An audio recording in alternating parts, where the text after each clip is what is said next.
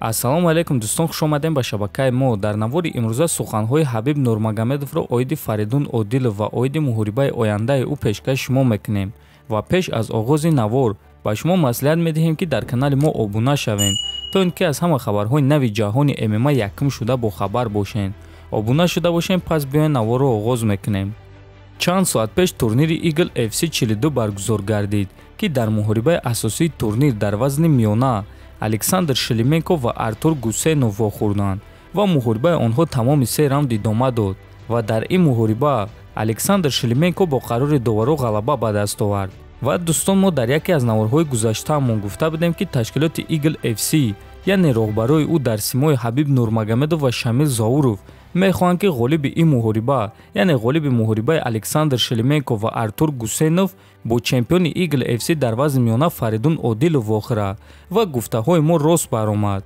баъди муҳориба Ҳабиб Нурмагомедов гуфт ки Александр Шелеменко бо ташкилоти Eagle FC боз барои як муҳорибаи дигар шартнома дорад ва агар ки чемпиони ташкилот дар вазни миёна Фаридун Одилов дар муҳорибаи навбатии худ ки моҳи декабр баргузор мегарда ғалаба ба даст биёра, пас онҳо муҳорибаи Фаридун Одилов ва Александр Шелеменкоро моҳи март ташкил кардан мехоҳанд.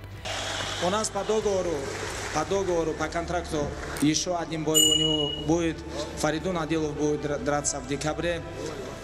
Если он защитит пояс, Шелеменко будет драться за пояс где-то в марте. К этому времени, если Артур выиграет, мы тогда и посмотрим. Большое всем спасибо. ва дӯстон, аз ин суханҳои Ҳабиб Нурмагомедов фаҳмида мешавад ки Фаридун Одилов муҳорибаи навбатии худро моҳи декабр мегузаронад бар зидди ки ҳозирашда номаълум, аммо агар ғалаба ба даст биёра, пас аниқ моҳи март зидди Шелеменко меҷангад. ҳамчунин Нурмагомедов гуфт ки барои чӣ муҳорибаи Фаридун Одилов ва Александр Шелеменкоро моҳи март ташкил кардан мехоҳанд. Сабаб дар он аст ки Фаридун Одилов пеш аз моҳи Рамазон ҷангидан мехоҳад. Барои ҳамин моҳи март ё ин ки аниқтараш то охири моҳи март бояд ки ин муҳориба баргузор гардад. Если он выиграет пояс где-то в марте, если Фаридун Одилов выиграет в декабре, с Фаридуном я считаю, что это большой бой будет, и этот бой должен проходить на такой большой арене где-нибудь. Вы уже понимаете, с Фаридун Шелеменко в марте это какой огромный бой будет. Март, потому что Фаридун, по-моему, он хочет подраться прямо до Рамадана, это может быть конец марта.